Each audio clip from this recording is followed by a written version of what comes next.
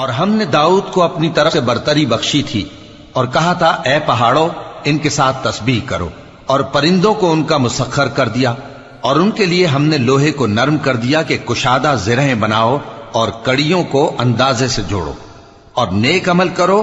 جو عمل تم کرتے ہو میں ان کو دیکھنے والا ہوں۔ اور ہوا کو ہم نے سلیمان کے تابع کر دیا تھا، اس کی صبح کی منزل 1 مہینے کی راہ ہوتی اور شام کی منزل بھی مہینے بھر کی ہوتی۔ اور ان کے لیے ہم نے تانبے کا چشمہ بہا دیا تھا، اور جنوں میں سے ایسے تھے جو ان کے پروردگار کے حکم سے ان کے آگے کام کرتے تھے، اور جو کوئی ان میں سے ہمارے حکم کے خلاف کرے گا اس کو ہم جہنم کی آگ کا مزہ چکھائیں گے۔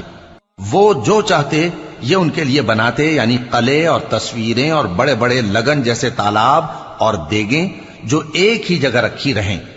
اے آل داؤد شکر کرتے رہو، اور میرے بندوں میں شکر گزار تھوڑے ہیں۔ پھر جب ہم نے ان کے لیے موت کا حکم صادر کیا تو کسی چیز سے ان کا مرنا معلوم نہ ہوا مگر گھن کے کیڑے سے جو ان کے عصا کو کھاتا رہا۔ پھر جب وہ گر پڑے تب جنوں کو معلوم ہوا اور کہنے لگے کہ اگر وہ غیب جانتے ہوتے تو ذلت کی تکلیف میں نہ رہتے۔ اہل سبا کے لیے ان کے وطن میں ایک نشانی تھی، یعنی 2 باغ، ایک داہنی طرف اور ایک بائیں طرف۔ کہا گیا کہ اپنے پروردگار کا رزق کھاؤ اور اس کا شکر کرو، یہاں تمہارے رہنے کو یہ پاکیزہ علاقہ ہے اور وہاں بڑا بخشنے والا مالک۔ تو انہوں نے شکر گزاری سے منہ پھیر لیا، پس ہم نے ان پر بند توڑ سیلاب چھوڑ دیا، اور انہیں ان کے باغوں کے بدلے 2 ایسے باغ دیے جن کے میوے بدمزہ تھے اور جن میں کچھ تو جھاؤ کے پیڑ تھے اور تھوڑی سی بیریاں۔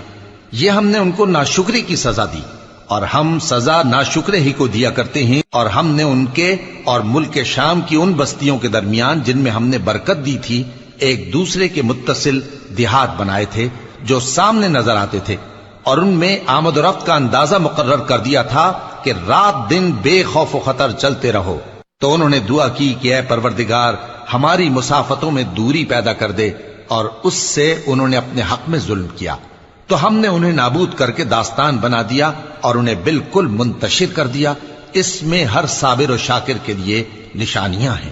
اور شیطان نے ان کے بارے میں اپنا خیال سچ کر دکھایا کہ مومنوں کی ایک جماعت کے سوا وہ اس کے پیچھے چل پڑے،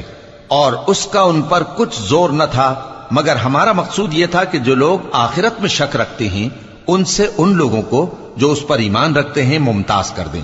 اور تمہارا پروردگار ہر چیز پر نگہبان ہے۔